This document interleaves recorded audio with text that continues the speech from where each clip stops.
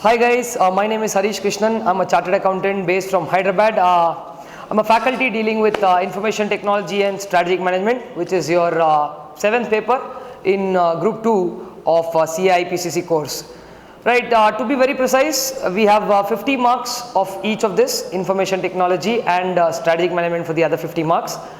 Right, it's one of the extensive subjects in group 2. The combination in group 2 is a pretty weird one when compared to what we have in the other groups, right? So this subject, like I said, mostly it's kind of the non-favorite subject for the students, but it's not as such anymore because when you look at a subject like information technology, today's world, we have to be updated with the technology and stuff. So yeah, I think this is one of those very important moves by the body ICAI to educate students at this level about several concepts in with respect to the technology updations, how technology and management are going hand in hand.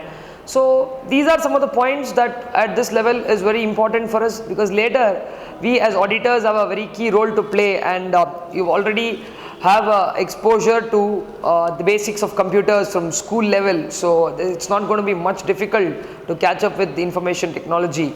But in here in information technology, we will be dealing about how information technology is integrated with business in current environment. So in that context, how important processes are. As a subject, management is pretty important. So how management and IT are integrated are the other aspects that are being covered in this subject. So to give you a quick brief, IT is for 50 marks, and in 50 marks we will be covering 5 chapters, right, where we will be talking about IT, that is information technology and its fundamentals. That's one chapter. Then we will be talking about business, processes, and of course business process management as a concept, and how IT can be integrated into business process management to deal with a concept called business process automation. So now we have several processes in business, and how IT can play a major role in taking it to the next level by automating is one of the chapters. And of course today's world, there are no boundaries, we know that, so there is global communication across, right? So it's important for us to understand how networks function. So that's your third chapter, basically to deal with networks and telecommunication. Just to give you a brief about how these networks are constructed, how they are built up, what is the setup, and how it goes on with the connectivity in, how it creates a connectivity across the world and creates a boundaryless world. It's one of the very important things to be used in business today, that has given birth to a concept called e-commerce. So we all know that right now this platform of where you're watching me is one of my models of e-commerce of bringing teaching to you. So we know how important networks are in today's scenario. So we have a network chapter completely on how telecommunications work and what are the technologies involved in. Then we have one of the very basic topics called business information systems. Again, it's not very extensive. The extensive part of this chapter is dealt in CA final, but in here very basically we deal with what are the various information systems in a business organization. There are different levels of management, how each level of management needs information, what are their information requirements.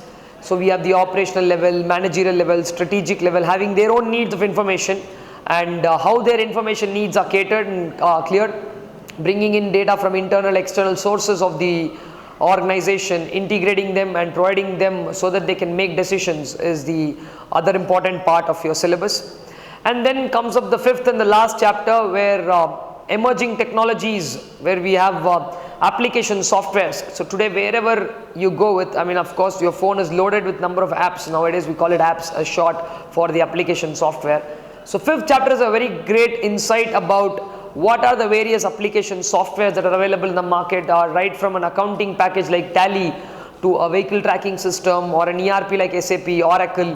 So there's a clear brief of how these softwares have come in the market, how they have taken over, how the entire process of using applications in every stream has changed the way business is done. So because today I don't think you stand in queues anymore, right? Thanks to core banking system, we don't go to banks anymore, right? So we have very good application softwares that make our life simple. So chapter number 5 is all about application softwares and use. That is part 1 of chapter 5. And So IT as such is a great concept. It comes with a lot of benefits like we're talking about. So whenever we talk about the story of benefits, always remember, benefits always come with a set of risks. So there are a lot of security issues, as you know. So you might, as well as you're watching me right now, you might have logged in using your user ID and password.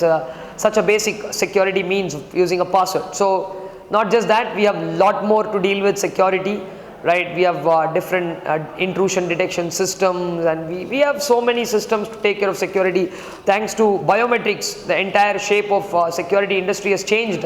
You know, the way how biometrics have taken over. So we have fingerprint scanners, palm scanners, voice recognition, retina recognition.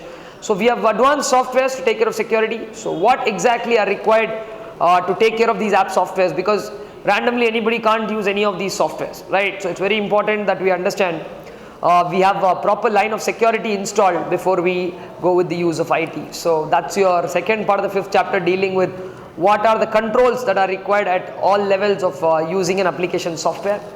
And the last part of chapter 5 is the latest introduction, right? With change in syllabus in the November 16 attempt, we have some emerging technologies that have come in the nature of cloud computing, virtualization and grid computing. 3 of those amazing concepts which are pretty much in the current trend. Cloud computing, we all know how good clouds are. We all are using Dropbox, Google Drive, you know, like we don't really have to store it on site. We can have offline storages, you know, like, so a lot of storage space available for free. Of course, paid storage is also available.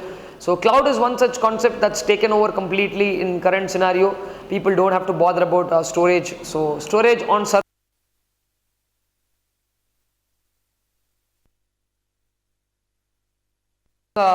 set of computers to work in the form of a grid and form a supercomputer, an amazing concept again, coming up with a lot of changes in the new syllabus. And of course, virtualization, right? As well, you might be using your mobile hotspot 100 times, you know, to share your network with your friends. So there's no real network around there. Mobile network is being virtualized to create a network in that place using a hotspot. So that's again, virtualization is a very interesting concept of how when devices are not there, we can use those devices. Like say you don't have a keyboard, we go with a software called on-screen keyboard using, it's a virtualized stuff of where a device is not there. So there is hardware virtualization, software virtualization, and of course storage virtualization, network virtualization. So there are amazing concepts in that as well. So yeah, that's all to look about your first part of this syllabus, where you have 5 chapters catering for around 50 marks. That is to do with your information technology, right? That I just gave you a brief about what the syllabus is all about at this level. And then the other part, part B, deals with strategic management. Strategic management is one of my personal favorites as well, right? It's a walk of life, you know, there's nothing to learn as a concept. Strategic management is a walk of life. It's how somebody does something, right? A lot of people have done several things in the past, and that has all come up, you know, in terms of some concept or the other. A lot of people have profound theories put up, and these theories, you know, they are not like some theories that have to be followed. They followed, it worked for them, so they're suggesting you and you can follow it. So but again, this context is not again something to do with you or me. Strategic management is also a subject where it is oriented towards business. So we will be discussing strategic management in case of a business. So if you are having a business and then you have a strategy to win your vision, how are you going to deal with it? So it's a lot interesting stuff, you know, right, with absolutely practical, and there's no more management dealt in you know, CA at any level. Neither you've seen anything in CPT, nor you'll be seeing anything more in final. So this is one such 50-mark subject, you know, which can completely shape up your way of thinking altogether. It can bring you a new level of thinking altogether. So that has again 7 chapters. It again talks with what is a business. It's going from pretty basic, saying what exactly is a business. Starts with business definition. Then it talks about the environment surrounding business and what is important in this business arena. So business and business environment to start up with the first chapter. And then we also have the definition of what strategy is, what management is, what is this whole concept of strategic management, how does it work with, and then what is a business, how does it follow policies, business policies. So technically you have a business policy and strategic management to be your second chapter. Then it breaks down into 4 chapters which clearly explain, you know, the strategic management's definition of going with a strategic analysis, then doing up something with strategic alternatives, then how you put up strategic alternatives in your business. There are various alternatives that you can follow. There's no single strategy anywhere, right? So everybody has their own way of dealing things. What are some of the general ways of dealing things? You can go with that, and you can as well, you know, focus on understanding what you can use it for your personal benefit as well. So this subject, though it is about business, much of it is applicable to us also in our personal lives. So then we have functional area strategies, like how do you go about doing marketing, how do you go about raising finance. You know, as financial management students, you all know that debt and equity are the sources of finance, right? So but how do you raise it? What is the cost of all of that? So there is something that all that is discussed in this particular segment of functional area strategies. Then comes one of the most important topics here is about, after the chosen strategy, how would you put it into life? How do you put it into implementation? There is one very beautiful chapter called strategic implementation, where you will be talking about you know, how strategies come to life. And one of those personal favorite topics of mine on leadership. What an amazing concept leadership is all about, talking about how you can emerge as a leader, what are the roles played by a leader, how leader shapes up the future of a company and what it is. And of course there is a concept where all of us can go wrong sometimes, right? So we do go wrong, but if we stop after going wrong, I think that's a bigger mistake than going wrong. So there's always a scope for some kind of a correction, which is also there in business, which is called strategic control. So strategic control is one such concept which teaches when things go wrong, how do you go about bringing back that little amount of change and how you pull back into the normalcy. That is something to do with strategic control. Those are the 4 chapters that are being dealt with. Then we have one last chapter which is called reaching strategic edge, where you have 4 amazing concepts called business process reengineering, benchmarking,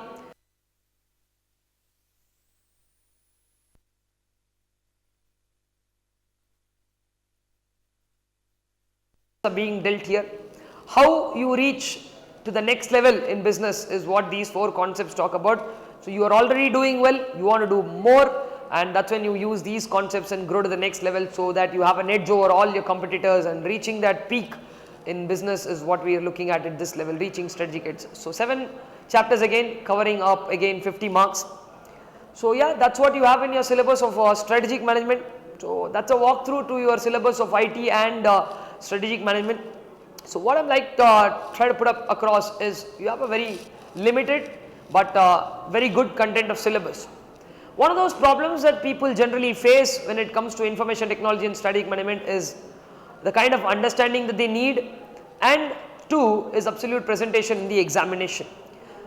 So right now let me take this opportunity to also announce that I will be going live with classes of information technology and strategic management starting 16th of February, right, which will be available in live at Gyan Professional Academy, Secunderabad, and also will be available online in tuition.in as well. So my idea is to go through the entire topic with complete conceptual clarity being provided to the student, because there is no substitute for a better concept. Remember that, because you might have memory techniques, you might have techniques to by heart, but there's no substitute for a good concept, right? So in here, my idea of a class would be to convey that concept which will help the student crack any kind of a question that comes up in the exam, because we rate question papers to be difficult or easy depending on what we did. But there's no difficult paper or no easy paper, because in every paper somebody fails, there's also somebody who's getting the highest marks. So I go by that pattern, and simply everybody has an opportunity to get good marks unless they waste it by their own chance. One of the prime reasons for doing that is not understanding the subject. 2 is a problem of retention, right? Yeah, my classes will address both. One is that we will absolutely go deep into the concept and understand that. That's point number 1. 2, there will be a constant revision of whatever has been dealt in class. So be it across the platform here in class or be it through the online medium, right? The idea will be to revise as many times as possible in the live class, so that there's a vibe going on with so many students, and I think that will create a good sense of enthusiasm and motivation to learn more, right? So on that note, right, that's the date, mark the date, it's February 16th. We'll be available at Gyan Professional Academy, Secunderabad, and also will be live on tuition.in. Thank you so much, guys.